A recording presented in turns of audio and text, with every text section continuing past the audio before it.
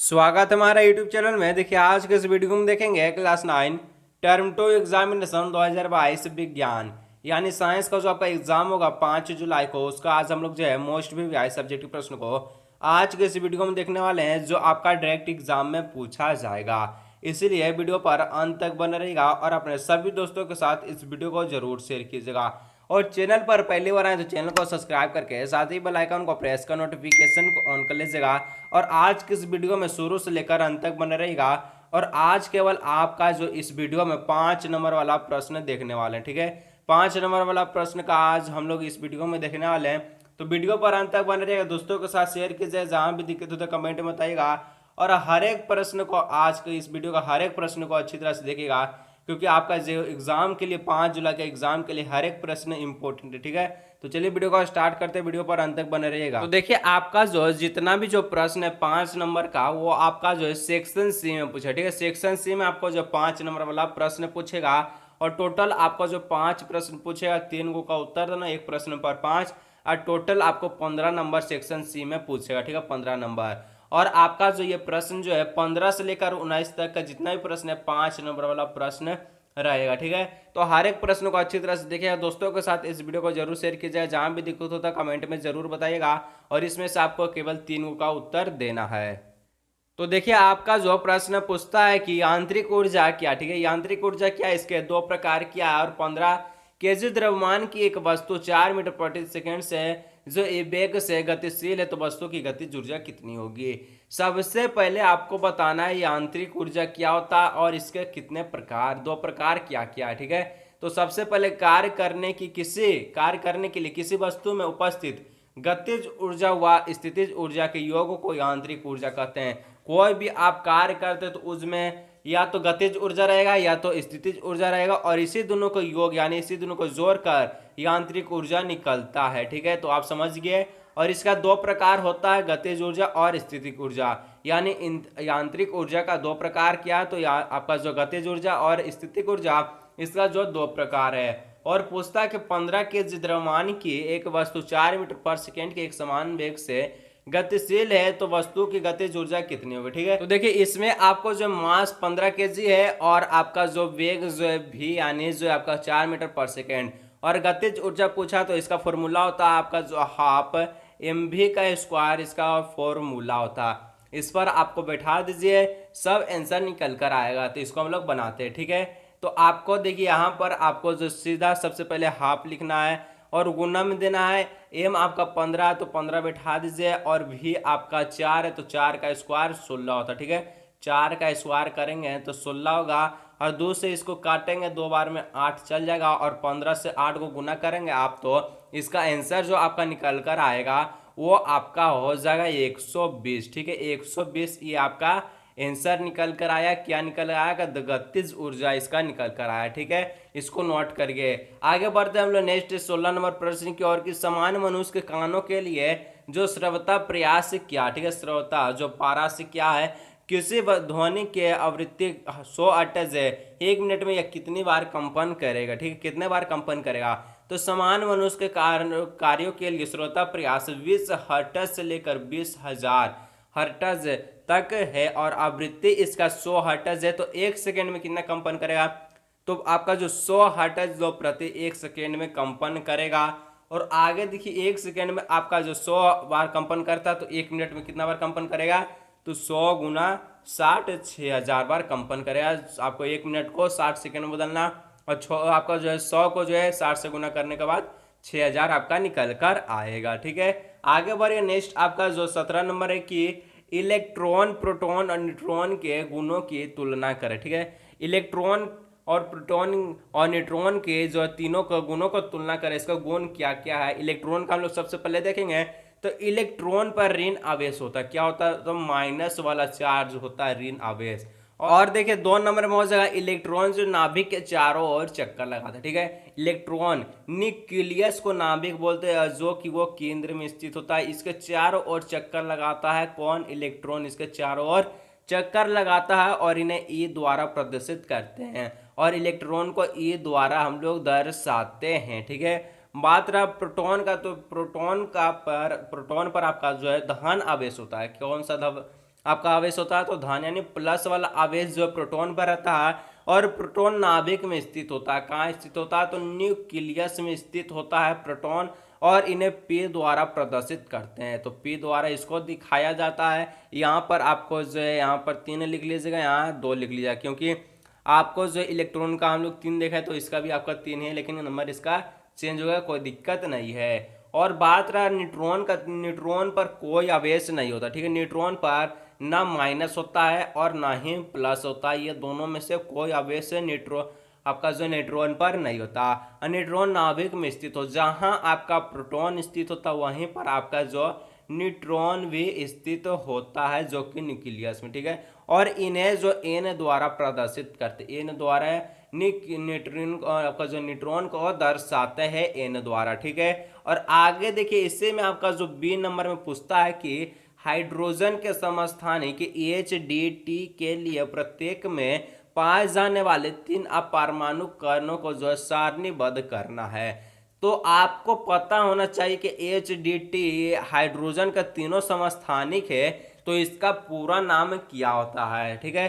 तो हाइड्रोजन का जो नाम है जो HDT का, तो H मतलब हो गया प्रोटियम, और D मतलब हो गया ड्यूटेरियम, और T मतलब हो गया ट्राइट्रियम। और इसका समस्थानिक, समस्थानिक उसको कहते हैं जिसका परमाणु संख्या समान हो और द्रव्यमान संख्या अलग अलग हो। तो उसी प्रकार हाइड्रोजन के तीनों समस्थानिकों का परमाणु संख्या सेम है, तो इसको समस्थानिक कहते हैं। तो देखिए सबसे पहले हम लोग H का जो आपका प्रोटियम है उसको हम लोग जो है इलेक्ट्रॉन, प्रोटॉन और न्यूट्रॉन को देखेंगे।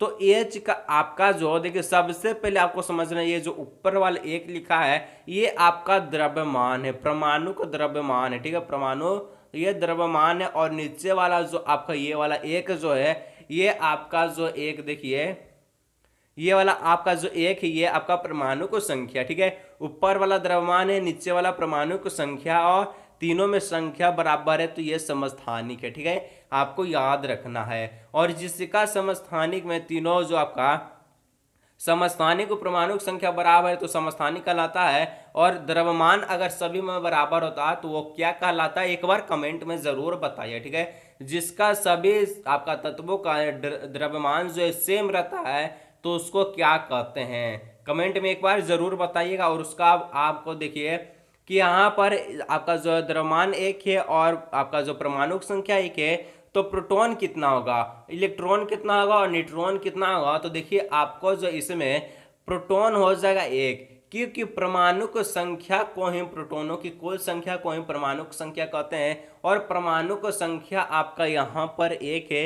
इसी प्रकार आपका प्रोटॉन भी एक हो जाएगा, और प्रोटॉन एक है तो बात है कि आपका जो इलेक्ट्रॉन भी एक हो जाएगा, और न्यूट्रॉन इसमें 0 होगा, क्योंकि आपको जो है प्रोटॉन और प्लस न्यूट्रॉन को मिलाकर जो है द्रव्यमान निकलता है। किसका? परमाणु द्रव्यमान, प्रोटॉन और न्यूट्रॉन का जोड़ को ही द्रव्यमान निकलता है। और जिसमें द्रव्यमान आपका एक है तो आपको इसमें न्यूट्रॉन पूछा है, तो जाहिर सी बात है कि आपको जो द्रव्यमान में से प्रोटॉन को घटाना है तो न्यूट्रॉन आपका 0 हो जाएगा। तो इसी प्रकार 0 है। और बात रहा डी का, ठीक है, ड्यूटेरियम का, इसमें परमाणु द्रव्यमान 2 है, परमाणु की संख्या इसमें 1 है, आपका इसमें परमाणु की संख्या 1 है और परमाणु द्रव्यमान 2 है, ठीक है। तो इसका प्रोटॉन, न्यूट्रॉन, इलेक्ट्रॉन कितना होगा, तो बात है कि देखिए आपको इस परमाणु संख्या है तो प्रोटॉनों की कुल संख्या के बराबर परमाणु संख्या, तो परमाणु संख्या 1 है तो प्रोटॉन 1 होगा और 1 इलेक्ट्रॉन भी हो जाएगा। और आपका न्यूट्रॉन 1 होगा क्योंकि आपका परमाणु द्रव्यमान 2 है, प्रोटॉन 1 है तो 2 में से 1 घटाने पर 1 प्राप्त होता है, ठीक है। आगे बढ़िए 3 नंबर में कि ट्राइट्रियम, इसका आपका जो प्रोटॉन, इलेक्ट्रॉन, न्यूट्रॉन कितना होगा, तो आपका जो ट्राइट्रियम का परमाणु द्रव्यमान आपका जो 3 होता है और इसका परमाणु संख्या 1 होता है। तो इसी प्रकार परमाणु का जो है प्रोटॉन 1 हो जाएगा और इसका आपका इलेक्ट्रॉन भी 1 हो जाएगा, और परमाणु अब इसका जो है न्यूट्रॉन 2 होगा क्योंकि 3 है तो 3 में से 1 गया, 2 आ गया था, ठीक है। 2 आपका इसमें आपका न्यूट्रॉन हो जाएगा। आगे बढ़िए नेक्स्ट आपका 18 नंबर की मृदा के निर्माण की प्रक्रिया को विस्तृत रूप से करें। तो मृदा का निर्माण निम्नलिखित प्रकार से होता है। पहला, सूर्य के जो पत्थरों को गर्म करता है, सूर्य जो है पत्थरों को गर्म करता है जिससे वह प्रसाहित हो जाते हैं और रात के समय पत्थर सिकुड़ जाता है, इससे उसमें दरार पड़ जाती है और वह जो टूट जाता है। ठीक है, पत्थर में जब सूर्य का प्रकाश जो इतना तेज हो जाता है, इतना गर्म हो जाता है, जिसके कारण जो है पत्थर प्रसिद्ध यानी बिखर जाते हैं, जो है उनमें जो है लहलापन आ जाता है और जिससे वह सिकुड़ जाते हैं रात के समय और इसमें दरार पड़ कर ये टूट जाते हैं पत्थर। ठीक है, और इस प्रकार जल से, तो जल से सूर्य के ताप से बने दरार में पानी भर जाता है और जो यदि जम जाता है तो वह दरार का चौड़ा कर देता है। बहता हुआ जमा हुआ पानी पत्थर के छोटे छोटे टुकड़े तोड़ देते हैं। मतलब कि आपका जो जल से जो है जब पानी, जब आपका पत्थर में दरार आती है तो उसमें पानी भर जाता है और इसे जमा कर इसे और तोड़ देता है। ठीक है, और इसके अलावा तेज गति से बहता पानी पत्थरों से टुकड़ कर बहा ले जाता है, जिससे आपस में टकरा कर टूट जाते हैं और छोटे हो जाते हैं। इस प्रकार मिट्टी अपने मूल पत्थरों के स्थान में काफी दूर चली जाती है। मान चलिए पहले पत्थर इतना था और सूर्य का प्रकाश से सिकुड़ कर टूट जाने पर इतना हो गया और उसमें पानी भर गया तो और इतना हो गया, और जिसके कारण हवा के कारण छोटे छोटे छोटे छोटे बिखरते गए। ठीक है, और हवा से, ठीक है, तो हवा से पत्थरों के टुकड़े आपस में टकरा कर और भी टुकड़े छोटे में बदल जाते हैं। और जीव इसको कैसे करता है, तो जीव भी मिट्टी के बनाने की प्रक्रिया को प्रभावित करते हैं। लाइकेन पत्थरों की सतह पर उगते हैं जो पत्थर को चूर्ण के रूप में परिवर्तित कर देते हैं और मिट्टी के परत का निर्माण करते हैं। इसमें जीव का भी बहुत ही महत्वपूर्ण भूमिका है जो मिट्टी बनाने में। ठीक है, उसके बाद देखिए आपका जो नेक्स्ट है 19 नंबर की, संक्रमक के कारक एवं उससे बचाव के लिए उपायों को लिखिए। ठीक है, तो संक्रमक के लिए निम्नलिखित कारण है। पहला, वायु द्वारा, तो छींकने व खांसने से रोग, जो यहाँ छींकने व खांसने से रोगाणु वायु में आ जाता है और तथा स्वस्थ व्यक्ति में चले जाते हैं। और दूसरा, जल द्वारा प्रदूषित व संक्रमित पानी पीने से रोगाणु हमारे शरीर में चले जाते हैं। लैंगिक संपर्क पर कुछ बीमारियां जैसे एड्स संक्रमित व्यक्ति के साथ लैंगिक संपर्क करने पर फैलती है। और चौथा आपका हो गया, कुछ जीव जंतु जैसे मादा एनफिलीज मच्छर भी रोग वाहक का काम करते हैं। संक्रमक रोग उस रोग को कहते हैं जिसके संपर्क में आने से बीमारी फैलती है, इसी को संक्रमक रोग कहते हैं। और ये वायु द्वारा फैलता है, जल द्वारा फैलता है, लैंगिक संपर्क द्वारा फैलता है और कुछ जीव जंतु के भी द्वारा फैलता है। ठीक है, और आगे देखिए इसका बचाव, तो बचाव के उपाय जो संक्रमित है, पहला हो जाएगा संक्रमित व्यक्ति के संपर्क में नहीं आना चाहिए कभी भी। संक्रमण से बचने के लिए उचित टीका लगाना चाहिए और संक्रमित व्यक्ति द्वारा प्रयोग की गई चीजों को प्रयोग में नहीं लाना चाहिए। जो संक्रमित व्यक्ति उपयोग में लाता है जो भी चीज को, उससे आप उससे दूर रहिए, उसके संपर्क में नहीं लगाइए। और संक्रमण व्यक्ति, आपको संक्रमण रोग से बचने के लिए टीका लगाना जरूरी है, इसी के कारण आप जो है संक्रामक रोग से बच सकते हैं। तो यहाँ पर आपको टोटल 5 क्वेश्चन कराया जो कि आपके एग्जाम के लिए बहुत इंपॉर्टेंट था और हर एक प्रश्न एग्जाम के लिए इंपॉर्टेंट है। दोस्तों के साथ इस वीडियो को जरूर शेयर कीजिएगा और न्यूमेरिकल का किसको किसको वीडियो चाहिए एक बार कमेंट में जरूर बताइएगा। और जहाँ से भी दिक्कत होता है साइंस में कमेंट में जरूर बताइए। तो चलिए मिलते हैं नेक्स्ट वीडियो में।